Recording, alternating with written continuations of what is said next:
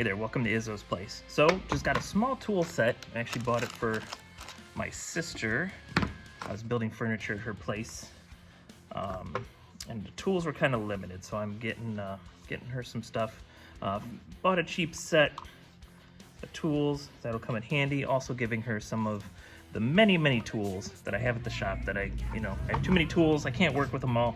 May as well give some of them up. All right, so this is Works. It came from Menards. I don't know who else carries this brand. Simple battery charger. Easy plug and play there, obviously. Battery, it does not have a thing on it. Some batteries will have a button you can push to see what the charge is like. It doesn't. This one came with a light. There are some aspects of this light I like. First of all, let's see. Okay, the battery does have at least a minimal charge, able to run the light. But the light has this kind of cool flex thing, so you could hang it over something and shine it at whatever you're working on, or also just simply comes with a hook, hook it off something, same deal. So that can come in handy. Okay. All right, we have the Works cordless drill. Okay, so it's a drill. It works. It's just a regular drill. It's not a hammer drill. It does have, ooh, smell that fresh electronics. But it does have a clutch system, so I like that. It's a little bit better than the one she has, so.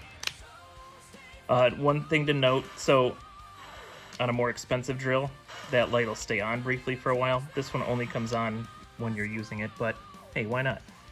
You know, then you don't waste the battery. Plus, it came with a flashlight.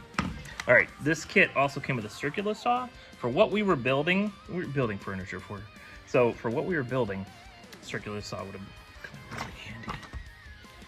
So it comes with a little blade. It is a 5.5-inch blade. This one is 24 teeth, so it's gonna be like a rougher cut. It's not for your finer plywoods, but I'm sure she can get herself some finer blades if she needs. All right, let's go ahead and install it. Okay, it's got to come with a tool or something on it. Okay, yep, over here, we got an Allen key. Thanks, Allen. You're welcome, Izzo.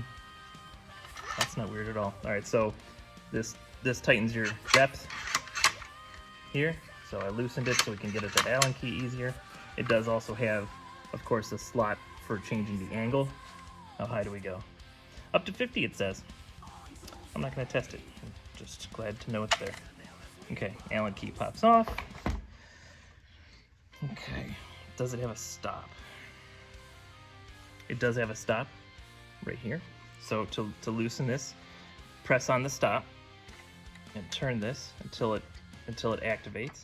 Okay, it activated. The stop went in. Now the blade won't move. Now you actually, to loosen, you turn in the direction the teeth are facing, which there's an arrow telling you that, which is a reverse thread, I believe. Yeah, it's a reverse thread. The reason some things are reverse thread is so that way when you're using it, it will tighten instead of loosening as you use it. Now there's always a chance it'll still loosen, but the chance is less. So make sure the teeth are going the correct way, unless for some reason you're doing something that necessitates a reverse blade. There are certain, like, you can sometimes eliminate chips on certain materials if you put the teeth in backwards, but it does dull the blade quicker. All right, so we'll, oops, reverse through. Wait, hold on. Okay, when you're tightening things, you don't want to over tighten. You want to snug them up. If you over tighten, that just means the next time you're going to have to continue over tightening. So just a little bit of hand pressure, all you need, and then that blade is in there. Okay, always put your Allen key back where it goes, otherwise you won't have it the next time you need it. Okay, beautiful. Let's see how this thing sounds. We're not going to make any cuts, so I'm not going to worry about hearing protection or eye protection. When you're using a circular saw, it's tempting to put your hand anywhere except the handles. But if you put your hand on the handles, guess what? Your fingers are away from the blade, and that's important. Now, you will see some guys, and I've done it too. Sometimes, depending on what you're cutting, sometimes you need to help the guard along. But if you're gonna do that, what I like to do is I like to keep a few fingers on this handle just to keep myself aware, and then I grab that guard with my thumb, and then I kind of hold it out of the way until the cut is started enough that I can release the guard. So always pay attention to where your hands are when you're using a tool like this. All right, so that is turning on, or that is putting the blade in, adjustments, simple adjustments. I'm not going to be able to give you a review of this until I use it, and it might be a while before I use it, but I just kind of wanted to make a video showing how to use this thing, actually mostly for my sister, but I hope the rest of you benefited from it too. All right, thanks. If you're working, work safely. Drinking whiskey or tequila, please drink responsibly.